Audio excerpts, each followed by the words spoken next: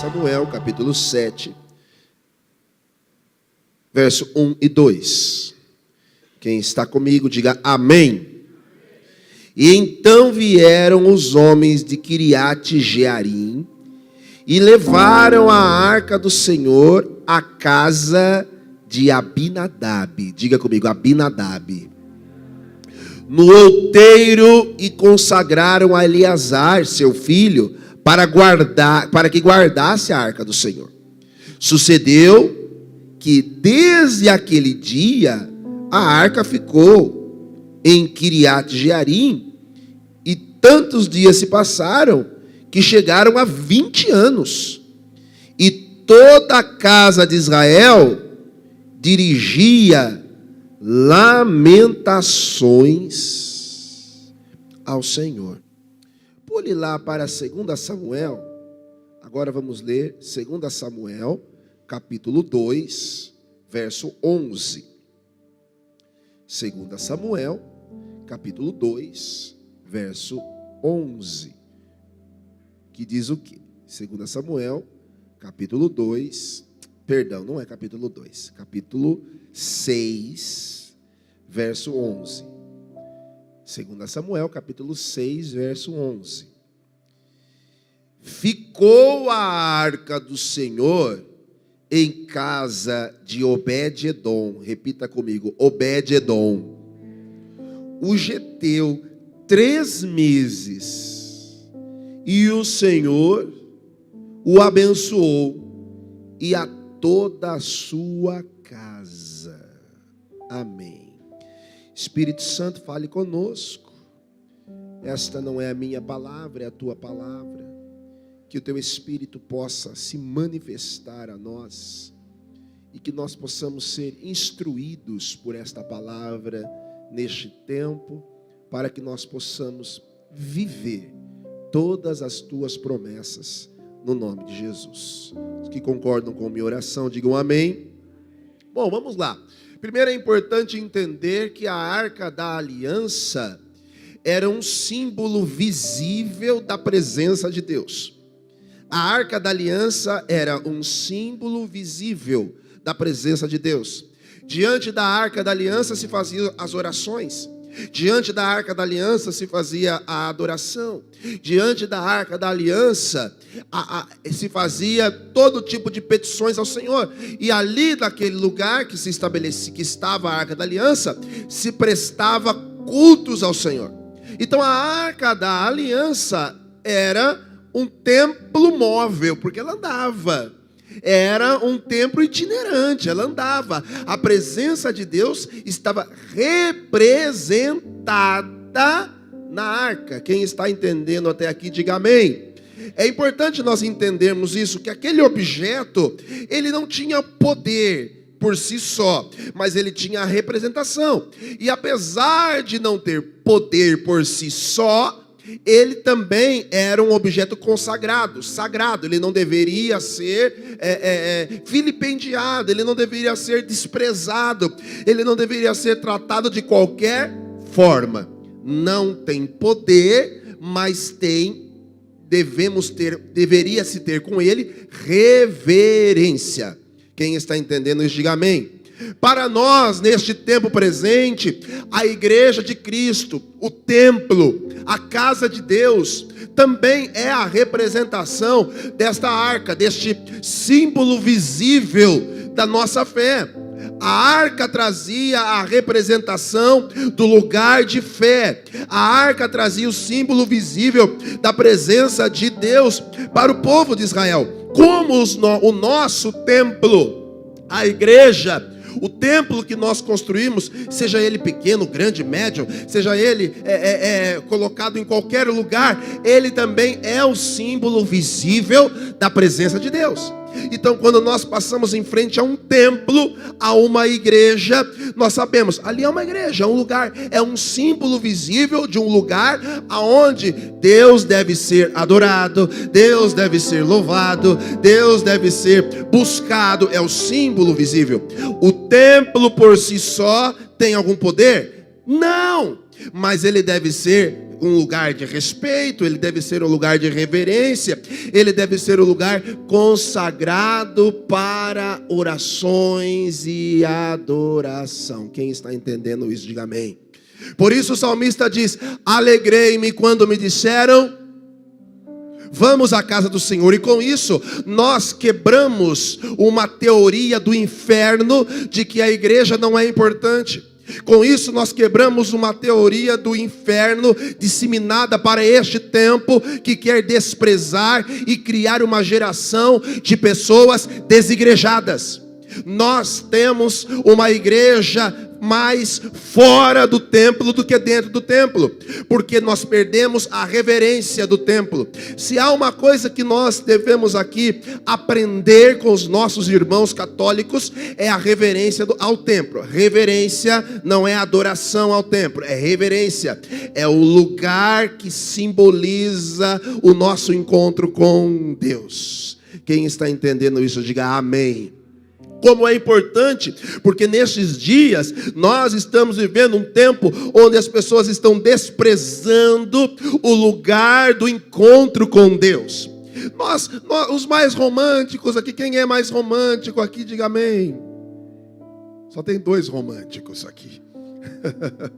Mas os mais românticos, eles guardam, André. Você é mais romântico, André? Pouco romântico, não muito romântico. Guardam o pastor Ramon, que é um homem romântico, é um homem apaixonado. Ele guarda assim aquele lugar, o primeiro lugar que vocês tiveram o primeiro encontro com a sua namorada. Naquela cafeteria, naquela praia, foi a primeira vez que eu vi ela. E toda vez que você passa ali, você lembra: olha, aqui foi o nosso primeiro encontro. Vamos voltar àquele lugar que foi o nosso primeiro encontro. E você guarda aquilo com respeito, com reverência, com boa lembrança. O lugar do encontro com Deus também deve ser um lugar de reverência, de desejo de voltar. Lembra da sua lua de mel? Esses dias eu tentei marcar uma viagem para o lugar que nós passamos a lua de mel, mas estava muito caro. Desisti na hora. Muito caro. Não tem mais. Os padrinhos pagaram naquela época, né? A gente casou, pedi para os padrinhos pagarem. Quem foi que pagou? Foi o pastor Marcão, né? Pastor Marcão, meu padrinho, vou ligar para ele. Quem sabe ele não deseja fazer esse carinho para nós novamente. Mas veja que nós temos a lembrança daquele lugar que foi importante. O lugar da casa de Deus é um lugar que nós devemos ter a importância dele. Não despreze a casa de Deus. O salmista vai dizer: alegrei-me quando me disseram, vamos à casa do Senhor. Então, ter a alegria de estar na casa de Deus, o poder não está no templo, mas a simbologia, o desejo, a alegria de estar no lugar onde há uma representatividade da casa de Deus.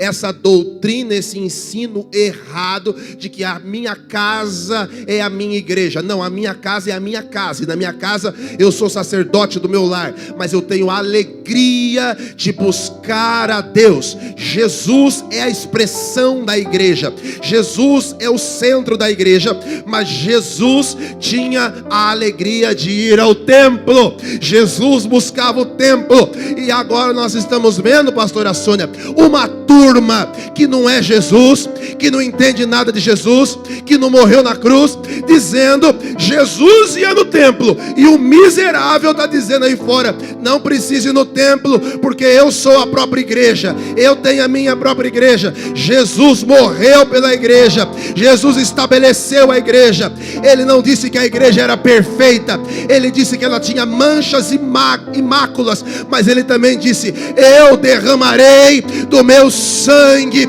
sobre a minha igreja, e o meu sangue é poderoso para lavar os pecados da minha igreja. Alegrei-me quando me disseram, vamos à casa do Senhor. Só quem tem alegria de estar neste lugar, glorifique a Ele.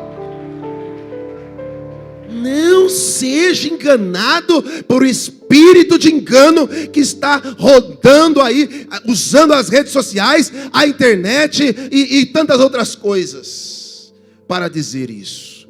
A casa de Deus é um lugar de alegria e reverência, porque o mesmo salmista diz: guarde os teus pés quando entrares no santuário. Guardar os pés é ter a reverência do santuário, é ter a reverência da casa de Deus. Veja, quando nós entendemos que a arca era o símbolo visível da presença de... A arca tinha poder por si só? Sim ou não? Eu provo para vocês que não tinha. Por quê? Olha o que diz o primeiro texto que nós lemos. A arca ficou na casa de um homem chamado Abinadab. A Bíblia diz que a arca estava na casa de Abinadab. Por quanto tempo, Silvia, a arca ficou na casa de Abinadab? Você que está anotando. 20 anos. 20 anos a arca, símbolo da presença de Deus. A arca estava na casa de Abinadab por 20 anos. A arca estava lá apenas como um objeto qualquer.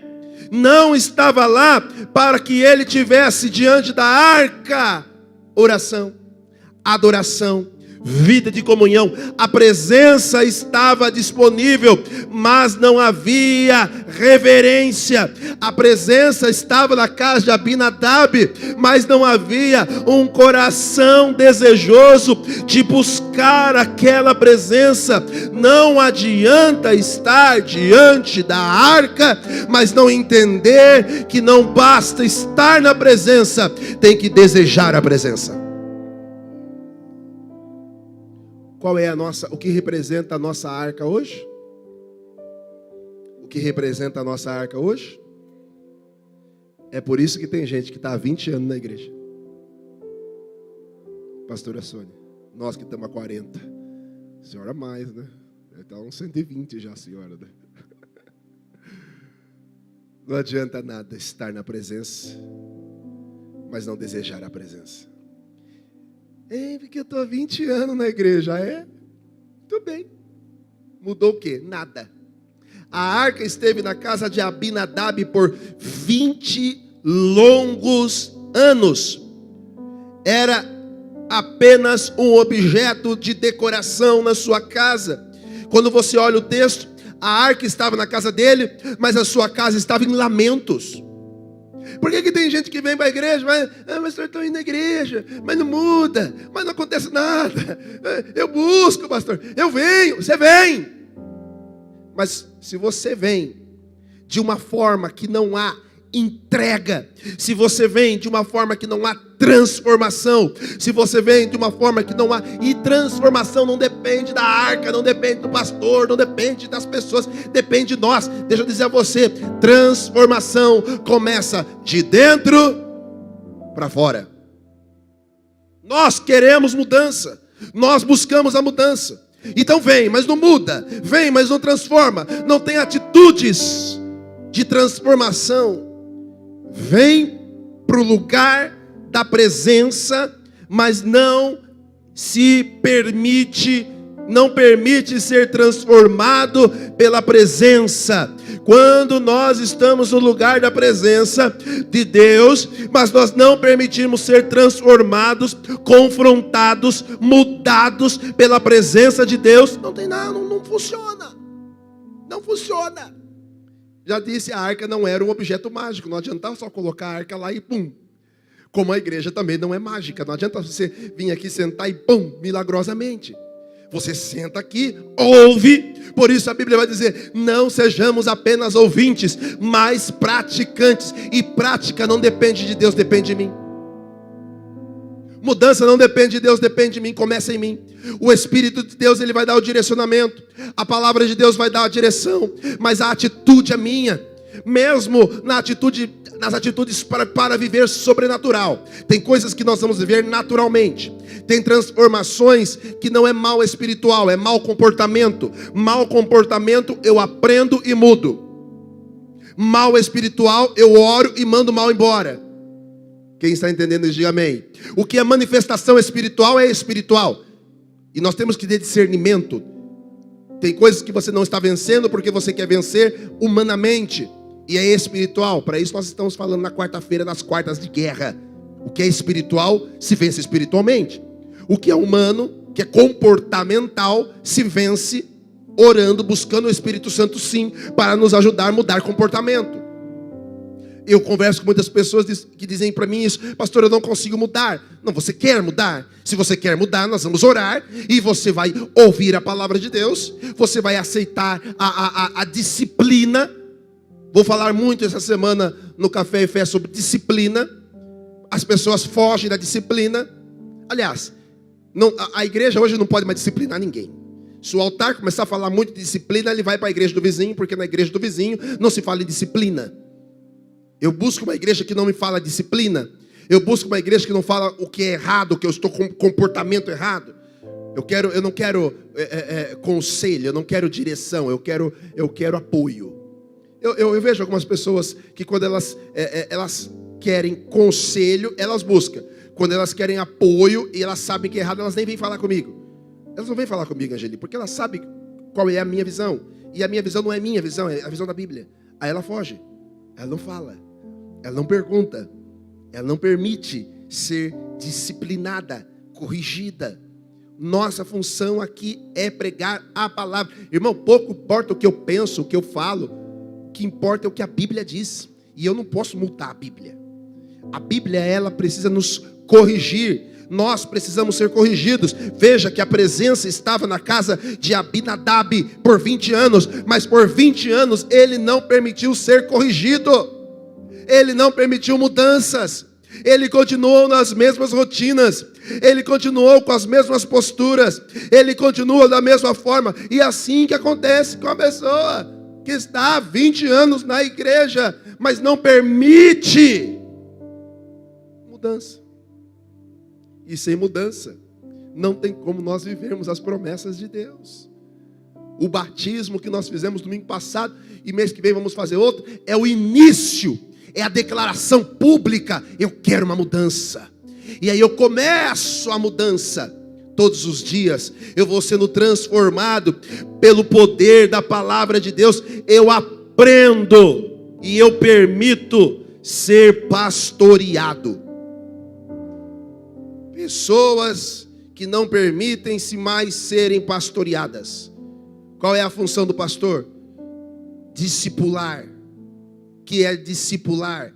É orientar, é guiar para um caminho. Mas alguém pode ser guiado para um caminho se as palavras que esse alguém ouve, Maurício Sena, entram por este ouvido e saem por esse.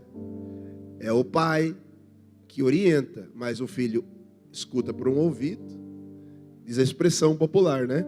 E solta. E aí quer mudança. Não permite ser pastoreado. Vivemos em uma geração que não permite mais ser pastoreada.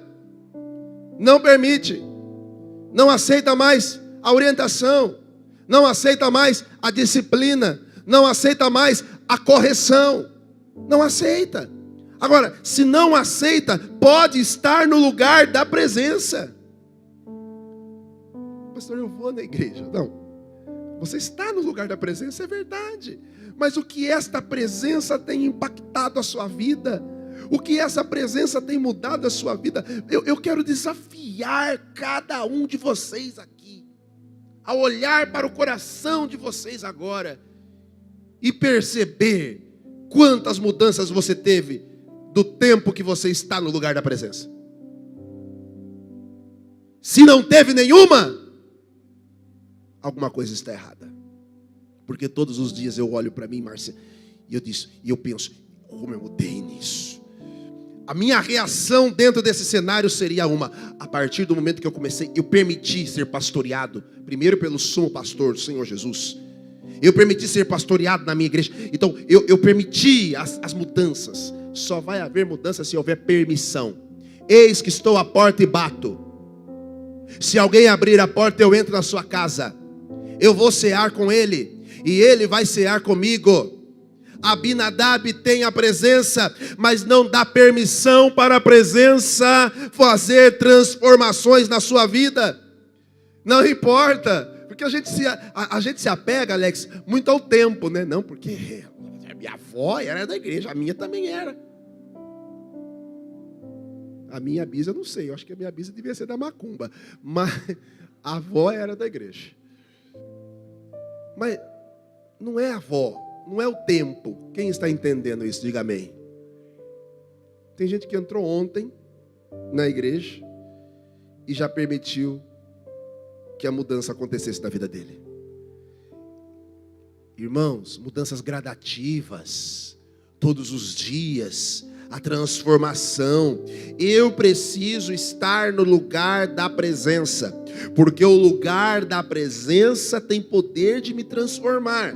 Esse é um ponto importante. Deixa eu dizer a você, você já deu um passo importante. Você permitiu a presença. Você se colocou no lugar da presença. Sabe aquele negócio? Já que veio, irmão. Quem está entendendo isso? Não é, pastor Felipe? Já que veio, deixa a presença tomar conta. Deixa Deus, já que veio mesmo, já que está vindo, deixa Ele tomar conta. Já que está aqui, já deu o primeiro passo. Veja que Abinadab dá o primeiro passo. Abinadab coloca o seu filho para cuidar da arca da presença. É aquele pai que manda o filho para a igreja. Quantos pais eu conheço assim? Tem pai que vem aqui? Pastor Ramon. Olha o pastor Ramon. Ah, impossível. Só se vier o céu inteiro, os anjos, milícias de anjos para carregar ele. Veja. Você gosta, né? Ele adora. É a parte que ele mais gosta. O resto ele nem guarda nada. É só se eu pego no pé do pastor Ramon, ele adora. Veja. Tem pais que vêm aqui, Angeli, deixa o filho e fala assim: esse lugar é bom, viu? Você fique aí. Mas ele não vem. Eu acho assim, o cúmulo do absurdo. Tem pai que fala: não, filho, vai para a igreja, filho, vai para a igreja que é bom. Papai não vai, papai não tem muito tempo, mas vai que é bom. Abinadab coloca o seu filho para cuidar da presença, mas não permite que a presença entre na sua vida e transforme ele. Tantas pessoas desta... Irmão, dificilmente você vai achar alguém minimamente cognitivo funcionando que vai falar que a igreja é ruim. Sim ou não? Você vai achar os críticos, quem critica a igreja, geralmente critica por causa de dinheiro, etc. Mas a pessoa minimamente, com os dois tico-teco funcionando, ela fala: não, igreja é bom, não, igreja é bom. Ela fala assim, melhor uma igreja do que um bar, né? Não, é bom, igreja é bom. Dificilmente você vai achar alguém que não venha na igreja e fale: não, igreja não presta, Deus não existe. Não, vai na igreja é bom, igreja, igreja. Mas não vem. Abinadab coloca o filho para cuidar da presença, mas não permite que a presença cuide da sua vida, não permite ser discipulado, não permite ser pastoreado pela presença. É esta geração que se afastou da disciplina da palavra de Deus, dos ensinamentos. Jesus investiu a maior parte do seu tempo, não foi fazendo milagres nem andando sobre as águas. Ele andou sobre as águas uma vez, ele levantou o morto uma vez, ele fez alguns milagres uma ou outras vezes ali, mas a maior parte do seu tempo foi ali ensinando. Pedro, mete a tua espada na bainha. João, você tem que amar mais. André, vai buscar o pão, vamos repartir, vamos ensinar. Ensinando. E aqueles que foram desejados serem ensinados: Judas, estou te ensinando aqui a ser justo, fica com o dinheiro aqui que você vai aprender a ser honesto. Não aprendeu, fazer o quê? Paciência. Mas Jesus ensinou, ele passa o tempo ensinando. E aqueles que recebem o ensinamento, que recebem a disciplina, que recebem o discipulado, que desejam mudança, estavam no lugar da presença, estavam com aquele que era a própria presença. agora tem a vida transformada. Quando você vem para este lugar, você já deu o primeiro passo. Você está no lugar certo. Você está no lugar da presença. Já que veio, deixa o Espírito Santo transformar teu comportamento, tua mente, teu coração, tuas emoções. Deixa Ele tomar conta de tudo. Aplica os ensinamentos da palavra na sua vida, e então você viverá todas as promessas do céu sobre você, em nome de Jesus. Quem recebe esta palavra?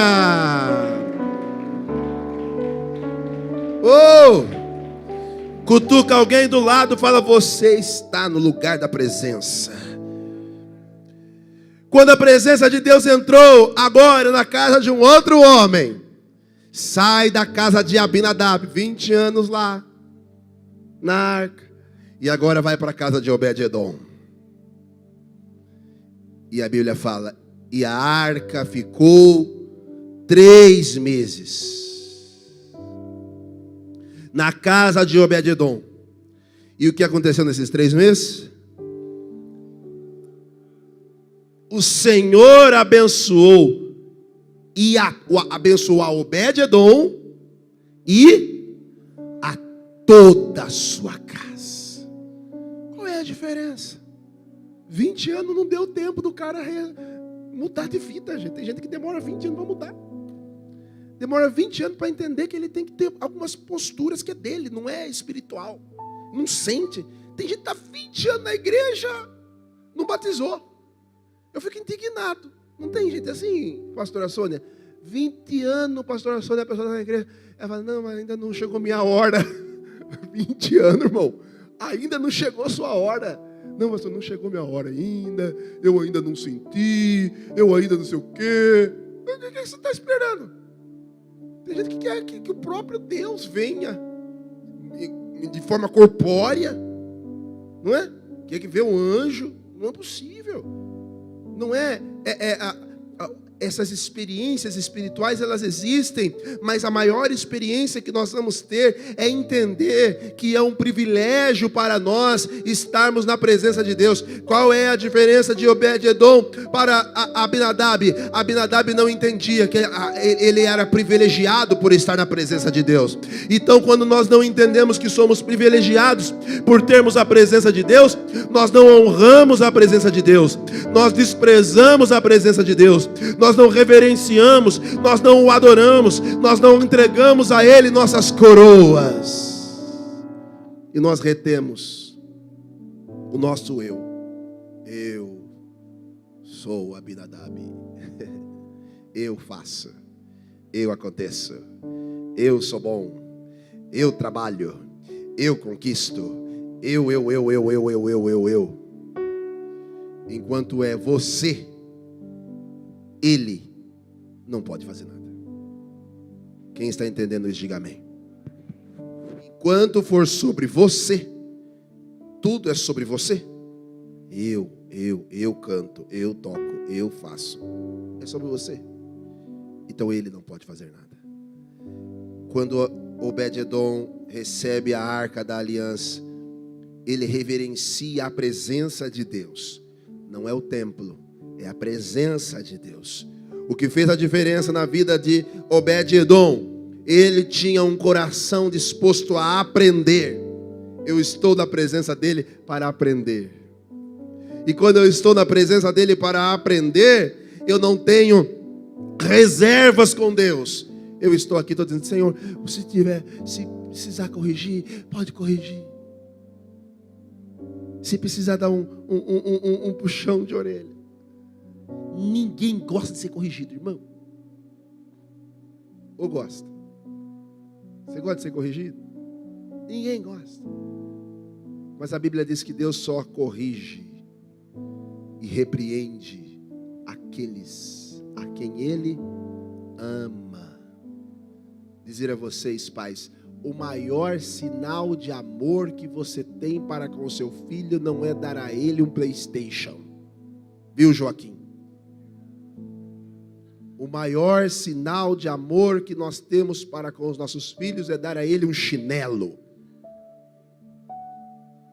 A correção é um sinal de amor. você corrige, você está dizendo: eu te amo. Eu quero que você vença. Eu quero que você cresça. Eu quero que você se torne um homem. Eu quero que você seja maior do que eu. Eu quero que você conquiste mais. Mas o que aquele que é corrigido prefere? Um presente ou uma correção? Todos nós preferimos, irmãos. E muitos pais caem nesse erro de mimar demais, ao invés de corrigir, de advertir. Sempre que eu corrijo as crianças lá em casa, agora mesmo indo para cá, corrigi a Estela no carro, porque ela queria tudo do jeito dela, Jaque. Aí ela solta aquela frase dela. Eles todos fazem a mesma coisa toda vez que são corrigidos: eu não gosto mais do papai. E eu digo para eles: mas eu amo vocês, e calha a boca e fique quieta. Quem é pai e mãe aqui já ouviu essa frase? Eu não gosto mais do papai. Porque você está corrigindo. Quando Deus nos corrige, nós fazemos o mesmo. Não gosto mais, também não vou mais na igreja. Não fui hoje. Por quê? Porque não estou bem. Eu não vou hoje na igreja. Tá difícil o financeiro meu aqui, também não vou dizimar mais, porque eu estou dizimando, parece que as coisas não acontecem. Deus nos corrigindo e nós fazendo beijo. Quando Deus está dizendo: eu amo você. Abinadab não entendia o poder da presença ali para corrigi-lo, para orientá-lo. Já Obed-edom, em 3 meses, derrama todo o seu coração. A presença para Abinadab era apenas um objeto físico. A presença na casa de Obed-edom era manifestação da presença, da glória de Deus. A presença na casa de Abinadab era apenas mais um costume religioso. Todos os domingos nós costumamos ir à igreja, então vamos lá, é costume. Vovó ia nessa igreja, o vovô ia, o papai ia. Então, como costume, há muita gente que vive do costume ainda. Então ela tem o costume, todo domingo vai lá, tem até o costume de levar às vezes um objetinho, não vou falar aqui, né? Leva, vai, tem o costume, é um costume que tem, mas não tem a presença transformadora. Mais do que costumes religiosos, Obed-edom fazia um culto na sua casa. Eu imagino que ele se derramava na presença de Deus todos os dias, tendo muito ou tendo pouco, Obed-edom adorava o Senhor. Tendo muito ou tendo pouco, Obed-edom reconhecia: tudo é para ti, é sobre o Senhor, não é sobre mim. Ele não fez da arca um objeto religioso, ele fez da arca o lugar da manifestação da presença de Deus na sua vida. Quem entende esta palavra?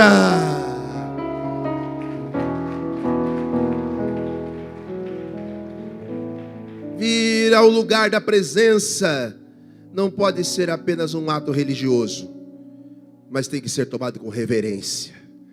Eu estou aqui, Senhor, como a canção que nós cantamos. Eu estou aqui entregando a Ti tudo, tudo, tudo, tudo. Obed-edom entendia que o lugar da presença era um lugar de intimidade. Ele fez da presença de Deus um lugar da sua intimidade, da sua verdade. Não adianta você vir aqui e falar: ok, Deus conhece os corações. Abinadab fez da arca algo indiferente. Indiferente. Algo que você se acostume. Deixa eu dizer para você: não se acostume com o lugar da presença. Não acho que, eu estou aqui, já sei o que vai acontecer. Eu sei como começa. Vai lá, tem uma doida lá que canta. No caso é você. Vai vir, vai cantar. Depois vem o pastor maluco, pede dinheiro. Aí depois fala umas palavras lá. Depois vai embora. Se acostumou. Virou para você uma rotina qualquer, uma banalização. Não tem mais culto de verdade. Culto é do coração, irmão. Sabe, a pessoa se fala assim para a gente: Vanessa, Vanessas, ó, pegar as duas juntas aqui. Vanessas. O culto hoje foi fraco.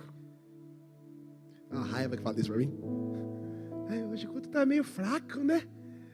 O culto é seu, infeliz. O pastor pode não estar inspirado. O pastor pode estar no pecado. E ainda assim o culto é seu.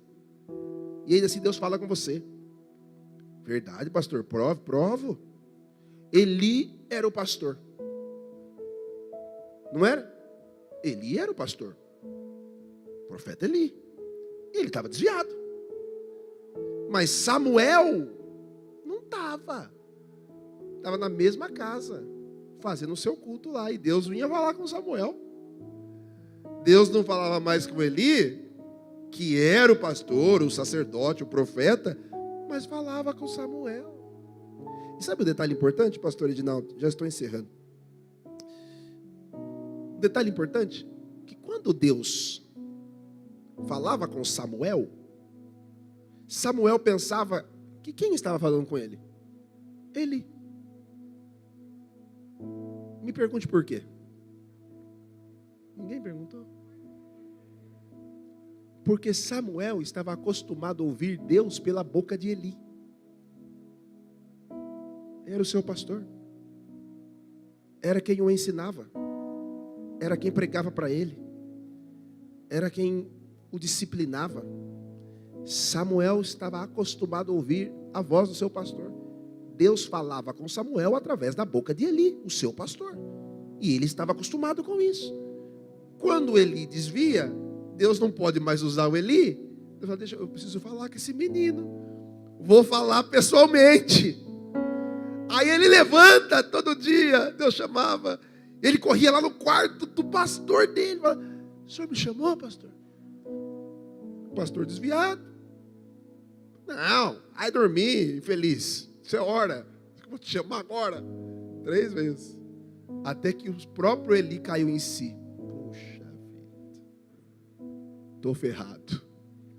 Deus não me usa mais para falar com Samuel. Deus está falando direto com ele.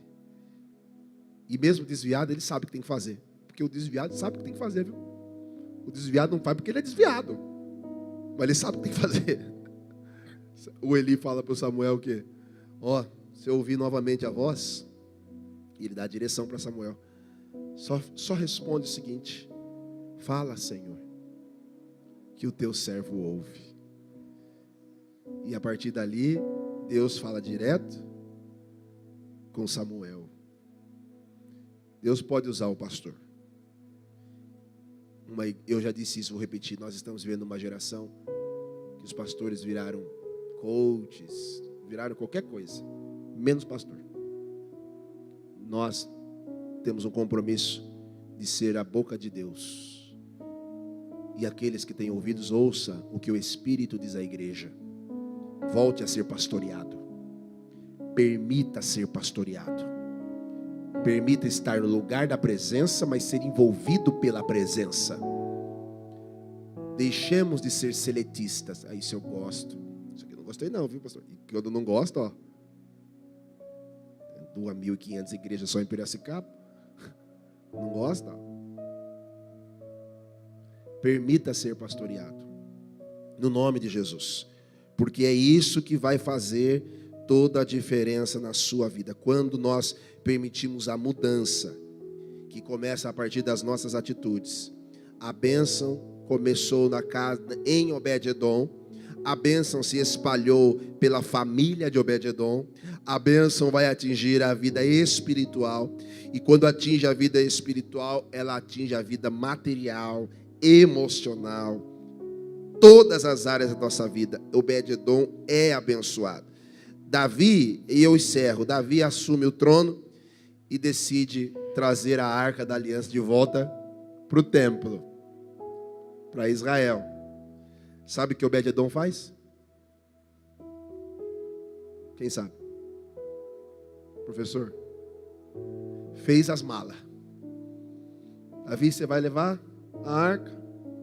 Sim, vou. É o rei, né? Rei, você não questiona. Você cumpre. Então, meu rei, me permita ir junto com a arca. porque eu não posso deixar a presença de Deus. E Obed-edom vai junto com a arca. E aí no caminho acontece tanta coisa, né? Cenas para um próximo capítulo.